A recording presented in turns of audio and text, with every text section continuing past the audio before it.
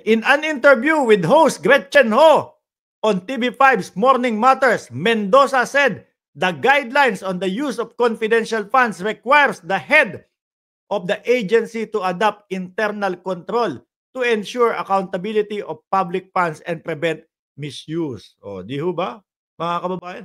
Kung hahayaan na lang talaga natin yung mga sinasabi nila na hindi pwedeng ipaalam sa inyo yan, hindi pwedeng ipakita yung mga taong yan. Ay naku, lahat na lang po yung mga yan nag-imbento ng Mary Grace Piatos. Sabi pa dito, as head of the agency, it is there in the guidelines. You are to adopt internal control that will protect the funds. No? This means if you have a list of aliases, oh yan ha, halatang may ano to, si Heidi, no? Hindi lang po ganun ka putok yung pangalan, pero talagang inaaral ko ho eh. May sinabi po eh, may sasabihin to sa Senado ha. Tuloy natin.